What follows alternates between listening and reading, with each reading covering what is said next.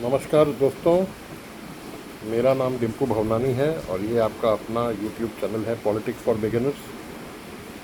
हम सभी जानते हैं कि 4 मई 2026 को बंगाल में भाजपा की सरकार प्रतिष्ठित हो गई, सरकार बन गई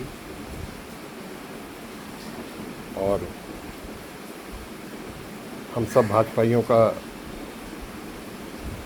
सपना पूरा हुआ। मैं आज बहुत दिन बाद आप लोग के सामने आ पा रहा हूँ क्योंकि अपने कुछ निजी कामों में व्यस्त था, मौका नहीं मिला आप लोगों से बात करने का। तो सबसे पहले सारे बंगाल के और सारे देश के भाजपाइयों को मेरी तरफ से बहुत बहुत बधाई सरकार बन जाने की। और सारे एमएलए जो जीत कर आए उनको भी बहुत बहुत बधाई। जो नहीं जीत पाए उन्होंने भी अच्छा प्रयास किया, वो लोग भी अपने अपने क्षेत्र में भाजपा को आगे बढ़ाने का काम कर ही रहे हैं और करते ही रहेंगे। मुख्यमंत्री माननीय शुभेंदु दा को मेरी तरफ से बहुत बहुत बधाई। भाजपा के पहले मुख्यमंत्री बने वो बंगाल के, पर उनको मेरी तरफ से बहुत बहुत बधाई। और भी सारे मंत्रियों को जो मंत्री पद की जिन्होंने शपथ ली, जो मंत्री बनकर काम कर रहे हैं, उनको भी मेरी तरफ से बहुत बहुत बधाई। अब मित्रों आते हैं आज के विषय पर। आज आप जानते हैं 27 अगस्त 2026 है। आज के विषय पर आते हैं जिस वजह से ये वीडियो मैं बना रहा हूँ। कल यानी कि 26 अगस्त को গতকাল 26 অগস্ট একটা বেসরকারি চ্যানেলের প্রাইম টাইম শো যেটা হয়, আমি চ্যানেলের নামটা ইচ্ছা করে বলছি না, হ্যাঁ, চ্যানেলের একটা চ্যানেলের বেসরকারি চ্যানেলের একটা প্রোগ্রামে, যেটা প্রাইম টাইমের প্রোগ্রাম হয়, তাদের ডিবেট টাইপের একটা হয়, ডিবেট বা ডিসকাশন টাইপের একটা হয়। তাতে দেখলাম যে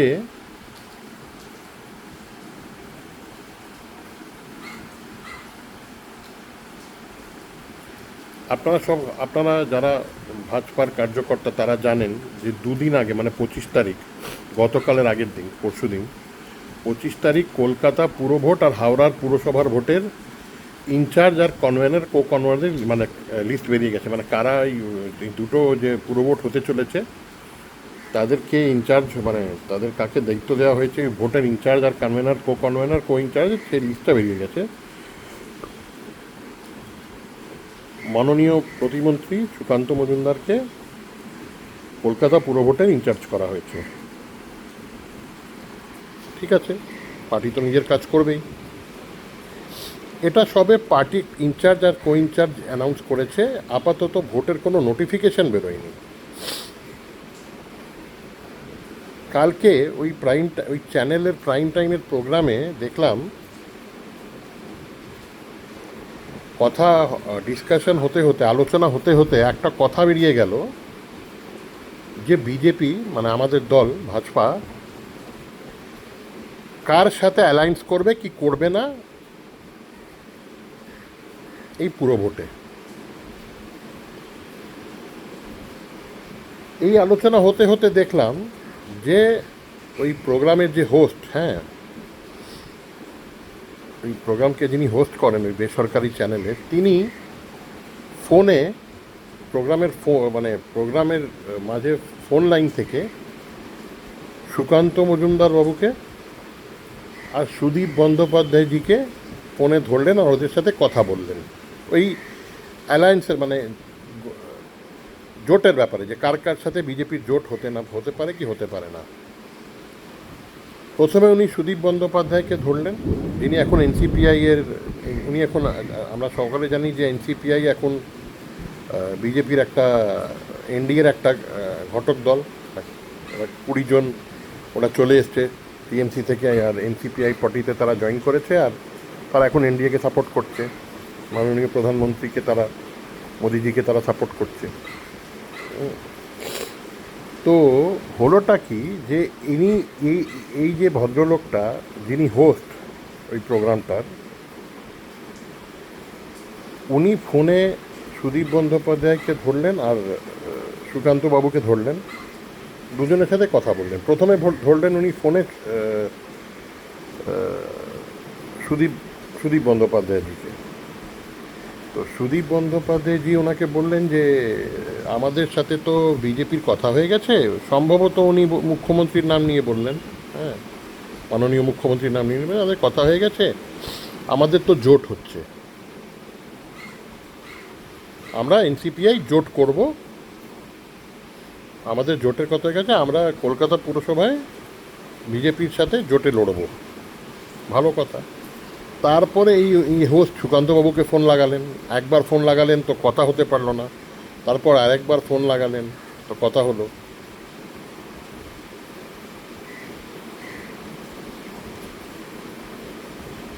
জিনিসটা যেটা আপনারা যারা এই প্রোগ্রামটা দেখেননি গতকালের এই প্রোগ্রামটা, আপনারা তো নিশ্চয়ই বুঝে গেছেন আমি কোন চ্যানেলের কথা বলছি। আপনারা না একবার এই প্রোগ্রামটা দেখুন। আমি প্রোগ্রামটা বসে লাইভ দেখছিলাম, ঘটনাচক্রে কালকে আমি একটু তখন ছিলাম বাড়িতে, তো দেখছিলাম। আমার যা মনে হলো প্রোগ্রামটা দেখে লাস্টে, আমি একটু ভাবছিলাম, তারপরে আমি পুরোটা ভাবতে পারিনি। আমি এখন সকালে উঠে না আসলে আমি একটু লিখছিলাম কিছু, হঠাৎ আমার মনে হলো যে কালকে ওই প্রোগ্রামটাকে বানাবার পেছনে বা ওই প্রোগ্রামটা বানাতে করতে করতে ওই প্রোগ্রামের যিনি হোস্ট ছিলেন উনি এই ব্যাপারটা নিয়ে না একটু মজা নেওয়ার চেষ্টা করলেন। দেখুন, এখনও ভোটের ডেট অ্যানাউন্স হয়নি, নোটিফিকেশান বেরোয়নি, ভোট হয়তো নভেম্বর মাসে হবে, এখন সেপ্টেম্বর মাসও পড়েনি। পরশু দিন মাত্র ইনচার্জ আর কো ইনচার্জ কনভেনার ঘোষণা হওয়ার পরে উনি কালকে এটা নিয়ে ডিবেট করছেন যে কার সাথে জোট হবে হবে না। উনি ফোনে সুদীপদাকে ধরছেন, উনি ফোনে সুকান্তবাবুকে ধরছেন। আমি বলছি যে এত তাড়াহুড়ো বা এত উৎসাহ দেখাবার কি কারণ ছিল ওই হোস্টের? বিজেপি বলে উনি বলছেন, বিজেপি নেতারা বলছেন জোট হবে না, সুদীপদা বলছেন জোট হবে। এত উৎসাহ দেখিয়ে উনি কালকে ওই প্রোগ্রামে বিজেপির একজন প্যানেলিস্টও ছিলেন, সায়ন্তন বোস।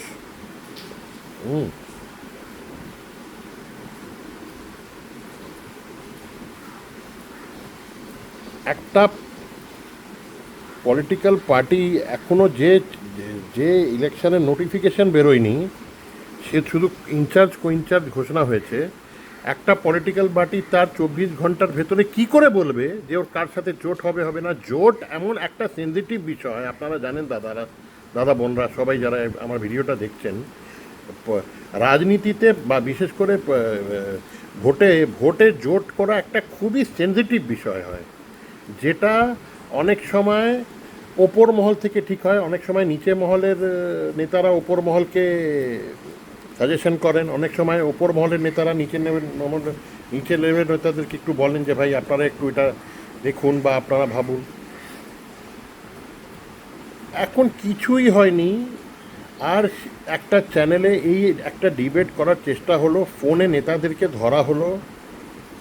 হ্যাঁ, অতি উৎসাহী একজন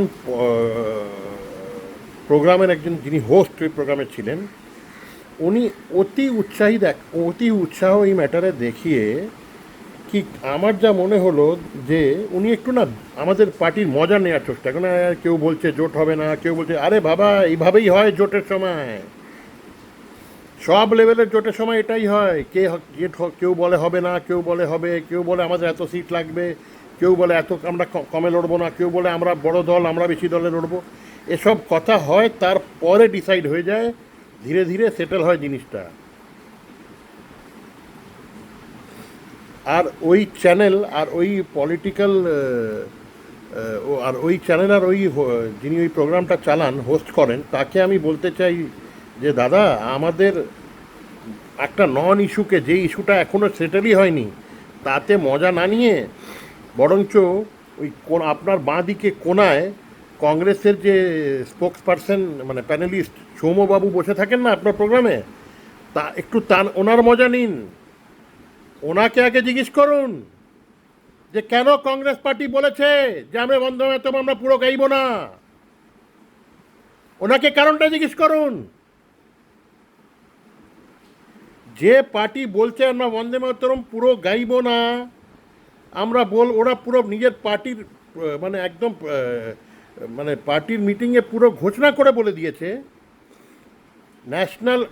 ন্যাশনাল গান, জাতীয় anthem, national song, national anthem যদি পুরো কেউ পার্টি বলে দেয় যে আমরা গাইব না, তো এর থেকে বড় দেশদ্রোহের কি আর উদাহরণ হতে পারে? তারপরে বলছে ওরা দেশদ্রোহী না। যদি এটা দেশদ্রোহ না, তাহলে দেশদ্রোহ পরিভাষাটা কি? এটা কি আপনি সৌম্যবাবুকে জিজ্ঞেস করেছেন, কংগ্রেসের স্পোকসপারসনকে, মিডিয়া প্যানেলিস্টকে? আর আমাদের জিজ্ঞেস করছেন কার সাথে জোট করবেন না? একদিন হয়েছে ইনচার্জ অ্যানাউন্স হয়েছে, আপনাকে 24 ঘন্টার ভেতরে উত্তর দিতে হবে, আর আপনি মজা নেবেন।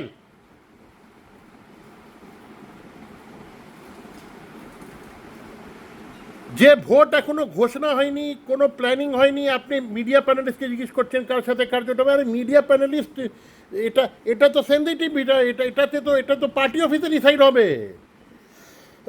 যদি কোনো দলের সাথে মিটিং হবে, তার সাথে অনেক হবে, অনেক রাউন্ড মিটিং হবে, তারপরে আপনারা তো জানতে পারবেন। আপনাদের এত উৎসাহ কিসের ভাই?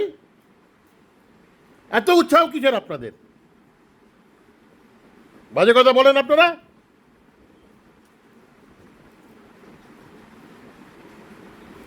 আগে সিপিএম আর কংগ্রেসের প্যানেলিস্টকে জিজ্ঞেস করুন যে বন্দে মাতরম ওরা পুরো গাইবে না কেন?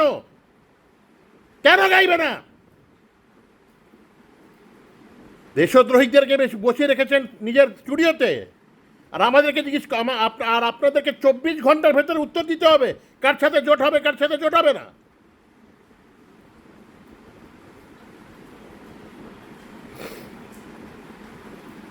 আমাদের ডেমোক্রেটিক পার্টি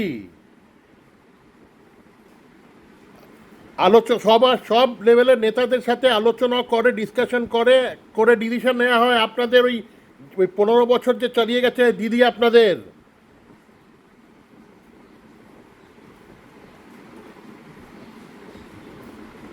ওনাদের মতন পার্টি আমাদের না। একটাই পোস্ট, বাকি সব ল্যাম্প পোস্ট।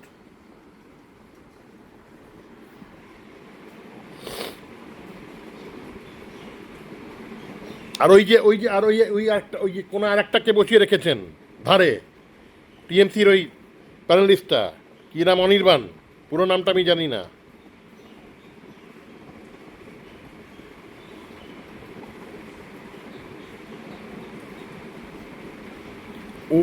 ওই ছেলেটা কালকে যে কথা বলেছে আমাদের নেতাদের বিষয়ে, তার উত্তর আমি একদিন ওকে দেবো, সামনাসামনি দেবো। আর এখন আর বলছি না, সামনাসামনি দেবো।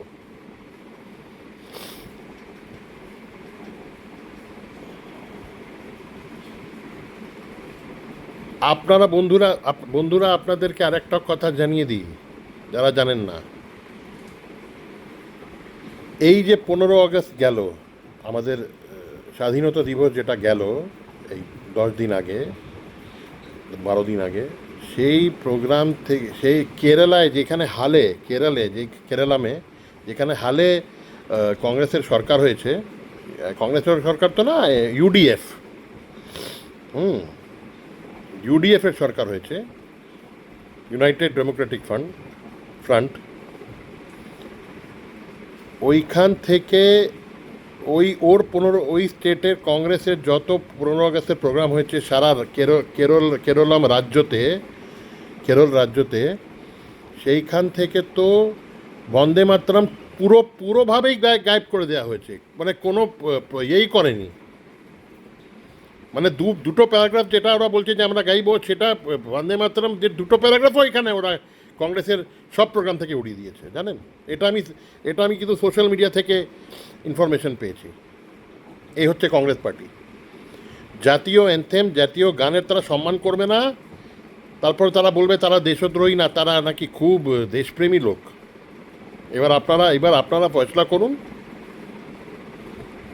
যে